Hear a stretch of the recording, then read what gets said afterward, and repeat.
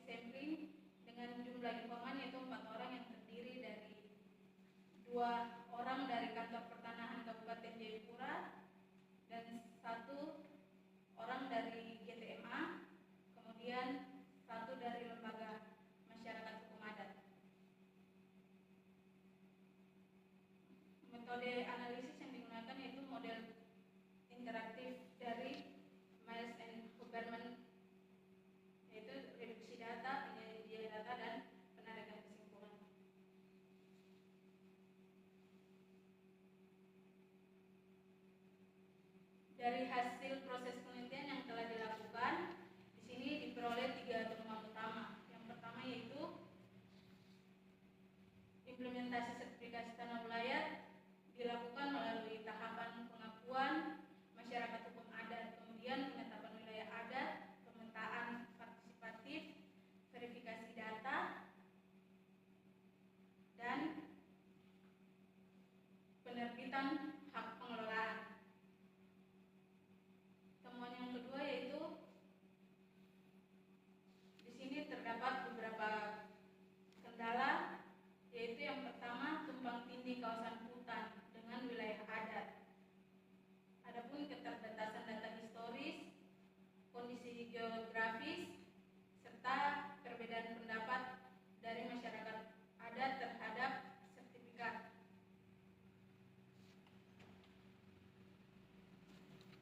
Yang ketiga yaitu efektivitas, kepastian hukum, dan keadilan.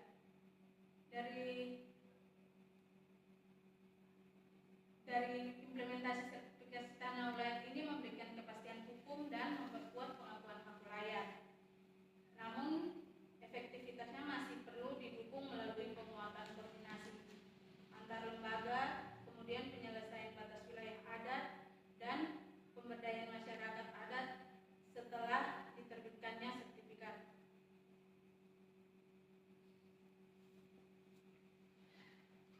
Berdasarkan hasil dan pembahasan yang telah dilakukan, di sini dapat disimpulkan bahwa sertifikasi berjalan lewat rezim hukum negara dan hukum adat, berdampingan dari pengakuan masyarakat hukum adat oleh bupati hingga penetapan HPL yang membuktikan adanya pengakuan terhadap masyarakat adat.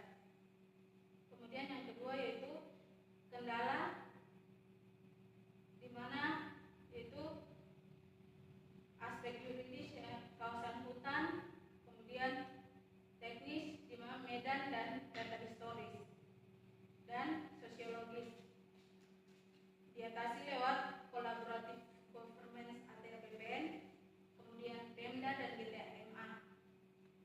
Yang ketiga yaitu efektif melindungi tetapi belum mensejahterakan.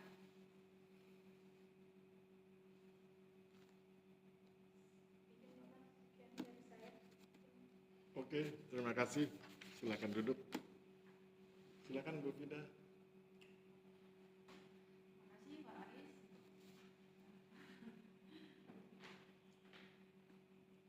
Alvan sehat ya? Siap, sehat.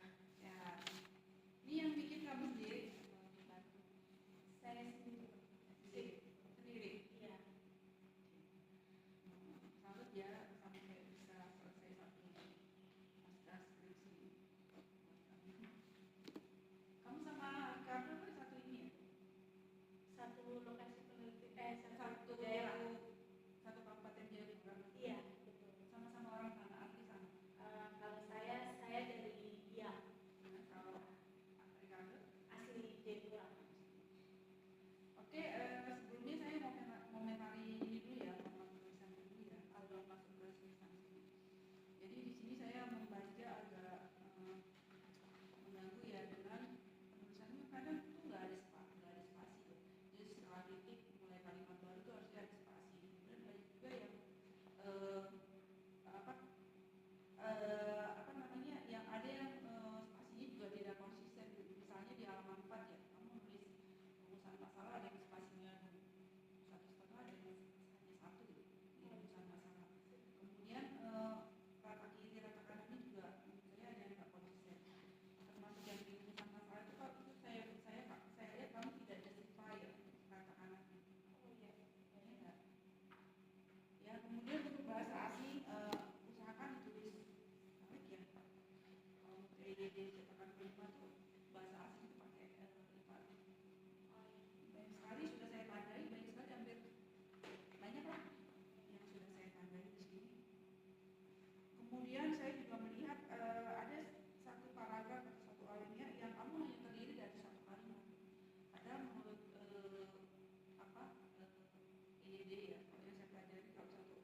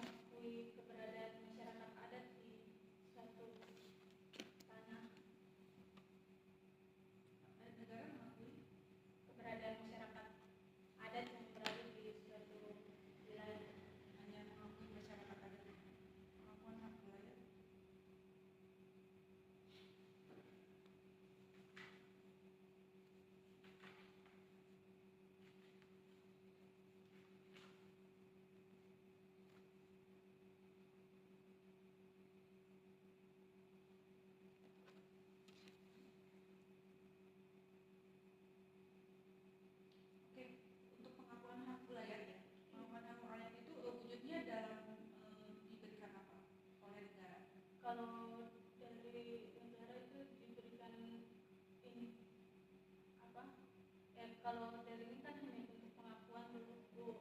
Nah terus mereka itu kalau di Papua itu kemarin melalui ini Bu, pemberian SK dari Bupati untuk bisa terwujudnya pengakuan oleh negara, terus sertifikatnya sertifikat itu Sertifikat apa? HPL. HPL. Jadi kalau HPL itu bentuknya sertifikat. Iya, Sertifikat bentuknya. iya. Berdasarkan apa? Peraturan apa? HPL itu ada bentuknya sertifikat. Sertifikat seperti sertifikat tanah Sertifikat gitu. tanah itu. Warnanya apa? Kemarin sabun. masih sertifikat yang model yang Sabun analog warnanya itu. warnanya apa? Kalau ini saya belum lihat, tapi warna hijau. Warna hijau. Iya. Harusnya di sini kan karena kan membahas ini ya, membahas hak pengelolaan di atas tanah wilayah dari masyarakat adat. Harusnya hasil pengakuan itu bentuknya berupa apa? Entah sertifikat Iya. HPL, Iya. sertifikat. Iya itu. Dasarnya apa? Dari sertifikat itu.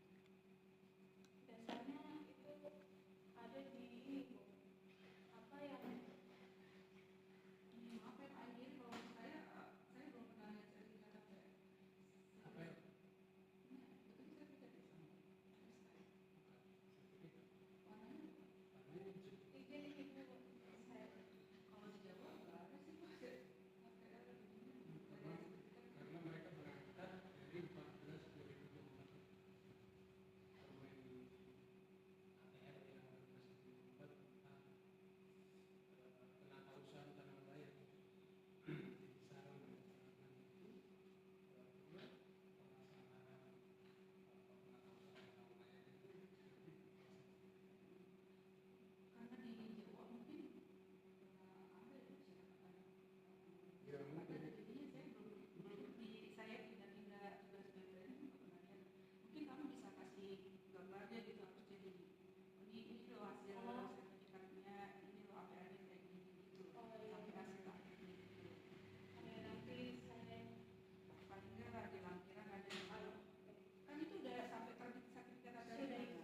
3 ini sertifikat. Paling nggak fotonya aja mungkin kalau dalam-dalamnya dokumen negara ya. Iya. Itu lihat depannya aja. Kemudian struktur GTMA. GTMA itu gugus tugas masyarakat adat. Iya. Isinya siapa aja tuh? Kalau ini yang diketuai oleh Bupati Kabupaten Jayapura. Kemudian BPN juga termasuk di bagian sini sebagai anggota. Ketua, sekretaris, terus apa tuh? Iya. Itu siapa-siapa aja orangnya? Jabatannya apa aja di situ? Di situ ada Kepala Dinas Pertanahan Dia sebagai apa nih? sebagai sekretaris. Terus Kalau yang di bagian pemetaan dan itu BPN juga termasuk di situ. BPN, terus Sama ada lembaga pokoknya ini apa LSM itu ada juga di situ. di sebelah mana nih? Kan ada 4 di bawah tuh pemetaan. Iya. Di sebelah mana kalau LSM? LSM masuk di pemberdayaan. Pemberdayaan pembangunan dan pemberdayaan. Iya. Terus yang penyelesaian konflik itu siapa? Kalau itu dari bagian Pemda juga, tapi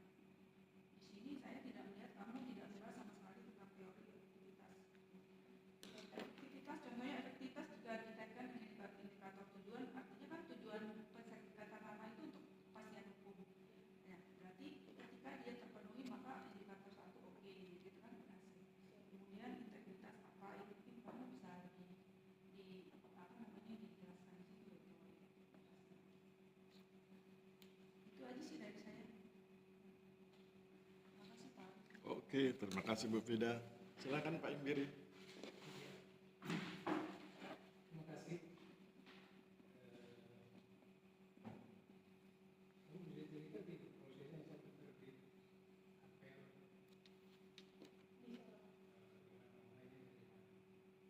Jadi dari pembentukan GTMA itu, setelah pembentukan GTMA yang ini menyarankan kepada masyarakat, terlebih masyarakat yang memang punya keinginan untuk mengelola tanah tapi banyak ketakutan mereka ini, jadi mereka pas tahu adanya penyuluhan dari GTMA terkait kegiatan ini, kegiatan pendaftaran tanah ulayat dari Kementerian ATR BPN.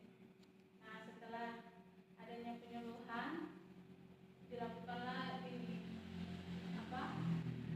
dari GTMA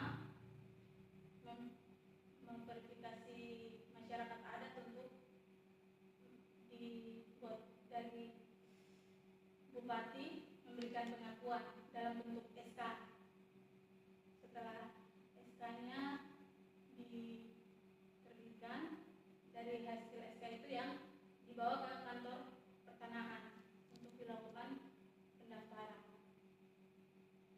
Dalam proses pengakuan itu ada pemetaan partisipatif dari mana masyarakat sendiri yang mengambil alih bersama GTMA untuk ini, membuat peta dasar untuk nanti diajukan ke BPN.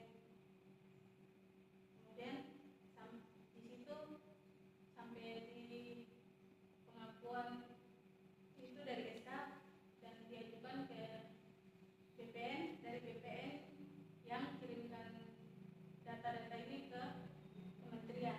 Kemudian kalau sudah ini dari kementerian baru diterbitkan sertifikatnya.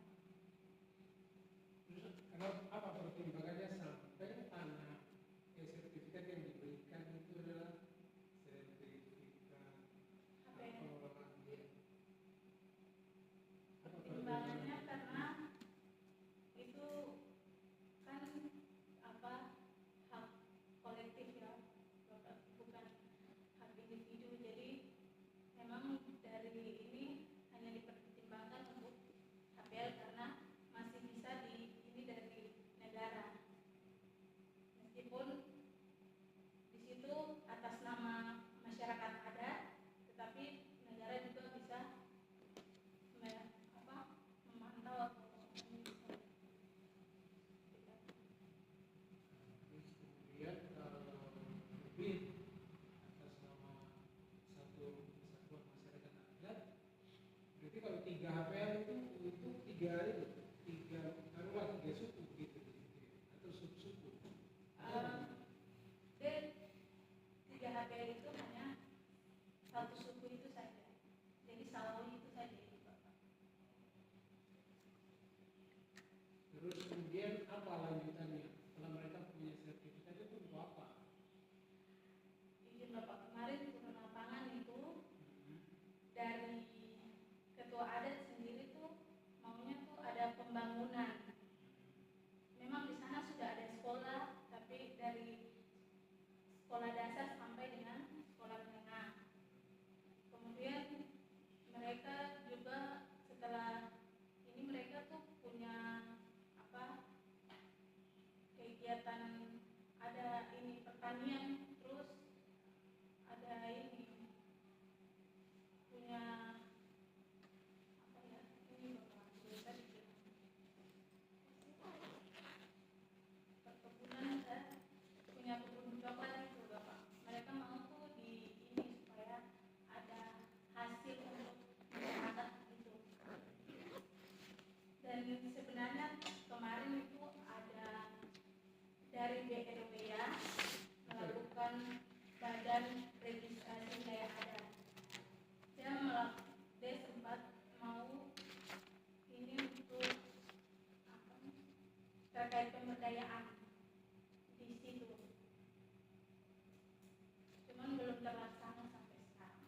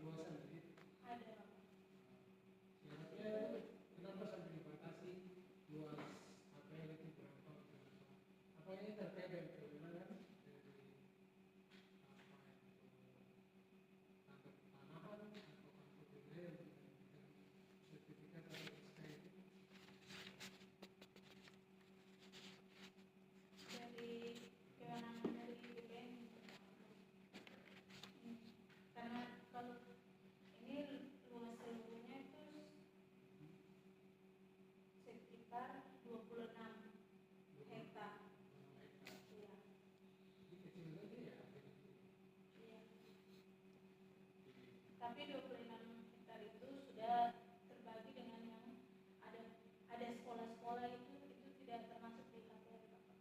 Jadi itu dipisah, dikeluarkan.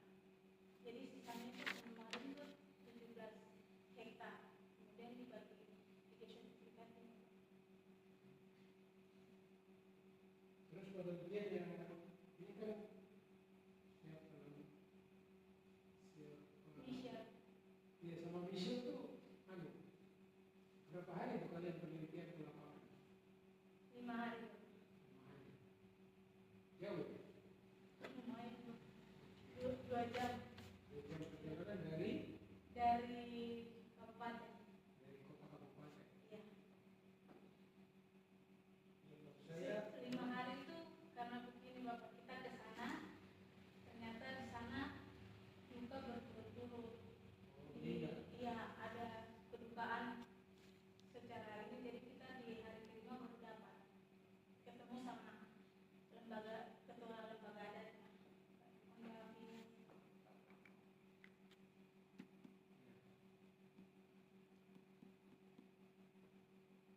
kesulitan itu ya.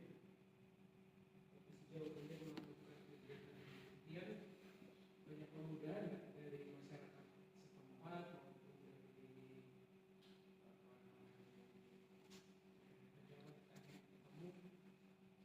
Ya, kemudahan Terus informan dapat juga dari dinas kehutanan atau apa namanya kita? ini dinas kehutanan kemarin sarankan ke ini balai kehutanan itu Pak, yang dari KLHK itu, yang kalau dia pulang kan balai 10 ya di situ. Untuk ini terkait koordinasi tentang ini pendaftaran ini. Soalnya ini kan terkait sama hubungan antara lembaga yang tadi Iya. diceritakan. Oke, saya pikir iya. Begitu Pak Anies, saya kembalikan. Oke, terima kasih Pak Imbiri. Mbak Alima, berapa orang penerima manfaat dari program ini? Yang Mbak teliti, penerima manfaatnya berapa orang? Saya pengen tahu apakah ini berdampak besar atau enggak. Sebenarnya penerima manfaat itu hampir seluruh masyarakat adat yang ada di situ. Ada berapa orang atau berapa kakak? Di situ mereka ada 63 kakak. 63 kakak, ada berapa sertifikat yang diterbitkan? Kalau sertifikatnya 3 aja. Sertifikatnya 3, tapi hak pengelolaan ya. Dan itu bisa mengcover 63 kakak. Iya. Oke. Terus kemudian, mengapa Mbak cuma menggunakan informan 4 orang? Karena yang 3, ini informannya 4 orang, mengcover 3 sertifikat yang memenuhi kebutuhan 63 kakak. Kan menjadi riskan buat saya, apakah 4 orang informan ini mampu menjelaskan hal tersebut? 63 kakak dengan 3 sertifikat. Kalau untuk ini mungkin berdasarkan pengalaman mereka yang langsung ikut turun lapangan, Bapak. Ya. Jadi mereka sendiri yang ikut kerjakan untuk penerbitan ini, Bapak. Oke. Apakah hal itu tidak kemudian menimbulkan bias kepentingan? Karena kan seperti yang Mbak lakukan itu bisa jadi dianggap oleh mereka sebagai evaluasi. Karena itu dianggap sebagai evaluasi, maka boleh jadi mereka menyembunyikan informasi sehingga kemudian Mbak Alimah hanya mendapat informasi yang positif, tidak ada informasi yang kritis, yang nuansa kritiknya ada di situ. Bagaimana cara Mbak Alimah mendapatkan informasi yang kritis? Kalau untuk ini sempat kemarin ada cerita juga untuk proses itu sangat lama karena mereka untuk menerbitkan ini saja dari 2020 mereka pemrosesan. Tetapi kan Mbak Alimah nggak dapat informasinya, tuh, nggak dapat informasi. Kan ada resistensi sosial nih. Ya. Seperti apa bentuk resistensi sosialnya, siapa yang melakukan resistensi, apa untungnya resistensi, apa latar belakang itu dapat nggak datanya? Nah, iya, karena cuma 4 orang dan 4 orang itu pelaku tuh. Iya. Padahal kan kemudian jangan-jangan ada korbannya. Oh, Nah, korbannya kan tidak seperti diwawancarai, yang diwawancarai kan pelakunya. Nah, apakah dengan konsep seperti itu Mbak Alima yakin bahwa datanya valid, data skripsinya itu. Jangan menggunakan kata mungkin, karena kita ilmiah itu cuma ya, tidak, hitam, putih. Gitu. Ya, bagaimana, apa bukti validitasnya? Karena yang diwawancarai hanya para pelakunya, sedangkan korbannya tidak diwawancarai. Kan ada korbannya nih. Resistensi sosial itu indikasi ada korban. Tapi yang diwawancarai 4 orang pelaku, terus korbannya nggak diwawancarai. Bagaimana kita bisa mendengar suara korban? Bagaimana Mbak Ali menjelaskan itu? Atau oke, Pak Aris itu belum sempat. Nah, nanti tinggal kemudian disiasati dengan cara mungkin diperbaiki skripsinya. Hubungi teman-teman di sana yang memberi informasi tentang ada resistensi sosial.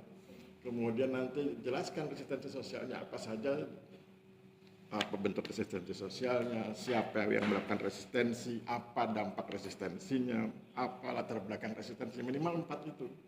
Ya, sehingga kemudian Mbak Alima dapat suara korban, bukan hanya suara pelaku. Ya. Oke, sekarang buka poin kesimpulan. Slide yang kesimpulan. Oke. Ini kan Mbak Alima bilang nih, efektif melindungi, tapi belum mensejahterakan. Padahal tadi kan Bu Fida menguji bahwa kalau ngomong efektivitas itu harus memperhatikan tujuan. Tujuan sertifikat itu kan bukan hanya untuk melindungi tapi juga mensejahterakan. Bagaimana Mbak Alima bisa menghubungkan ini dengan konsep yang disampaikan Bu Fida tadi? Bagaimana atau apa yang membuat Mbak Alima berkesimpulan bahwa ini sudah melindungi tapi belum mensejahterakan? Apa ada datanya nggak bahwa ini belum mensejahterakan? Kalau terkait itu dari kepala kampung itu menjawab kalau mereka itu mau ada pemberdayaan untuk masyarakatnya begitu. Oke. Mbak Alima pernah baca artikel saya di jurnal internasional belum tentang unsur kesejahteraan? Belum ya? Nah di situ kan saya tulis bahwa kesejahteraan itu minimal 4. Ya, ada sejahtera ekonomi, sejahtera sosial, sejahtera psikologis, ya, sejahtera budaya. Dari 4 unsur sejahtera itu, yang mana yang sudah tercapai? Kan ini bunyinya belum ya, bukan tidak. Belum sejahtera, bukan tidak sejahtera. Padahal sejahtera itu ada 4 indikatornya, sejahtera ekonomi, sejahtera sosial, sejahtera psikologis, sejahtera budaya. Nah dari 4 indikator sejahtera itu, yang mana yang sudah, yang mana yang belum. Contoh, pelan-pelan kita bahas. Sejahtera ekonomi sudah atau belum? Kalau untuk ekonomi belum, Belum. Alasannya? karena belum ada ini, kayak belum ada banyak ini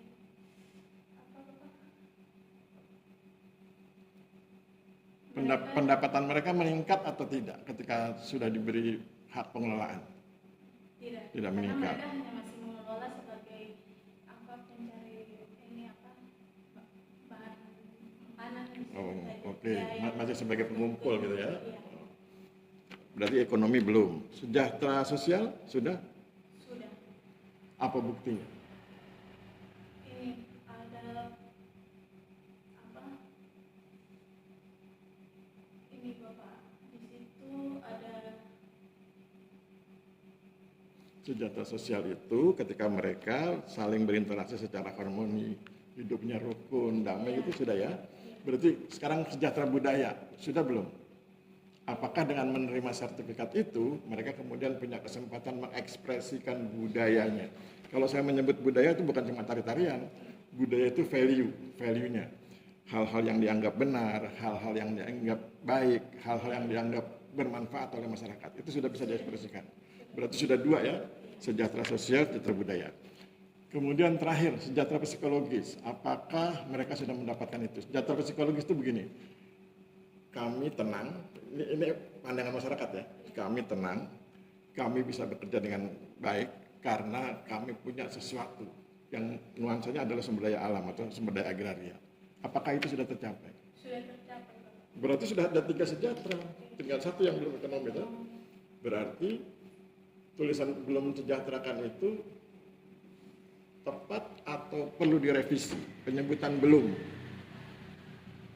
mensejahterakan itu. Sudah mensejahterakan tetapi belum fokus pada aspek ekonomi, masih berfokus pada aspek sosial, psikologis dan budaya gitu ya. Jadi sudah mensejahterakan. Kan kalau Mbak bilang itu bisa marah itu teman-teman yang terbitkan sertifikat TVL ya. Ada 3 loh dan itu ada 63 KK ya yang dilibatkan. Oke, sekarang masuk ke efektivitas. Ya, tadi yang punya Bu Fida itu. Efektivitas, Mbak. Slide yang ada efektivitas. Nah, saya suka dengan teori keadilan. Itu kan Mbak menggunakan teori keadilannya John Rawls. Mengapa tidak menggunakan teori keadilannya Aristotle? Sama itu, Aristotle juga punya teori keadilan. Kenapa menggunakan teori keadilannya John Rawls? Apa alasannya? Ada alasan ilmiahnya nggak? Atau begitu klik Google yang keluar ini Pak Aris? Nggak apa-apa juga. Tapi kalau ada alasan ilmiahnya lebih keren itu, karena nanti nyambung itu. Karena beda itu, keadilan distributif versi Aristotle dengan keadilan distributif versi John Rawls beda. Apa alasannya atau memang pas klik keluar John? Apa alasannya? Karena klik keluar ini? Iya. Itu alasannya karena Kenapa menggunakan konsepnya John? Apa alasannya? Kenapa Mbak Alimah pilih John, tidak pilih Aristotle? Padahal kan yang uji nanti Aristotle kan? Kan lebih enak kalau Aristotle. Nggak ada di antara kita yang namanya John loh. John sendiri. Aduh, apa alasannya? Apa alasannya Mbak Alimah?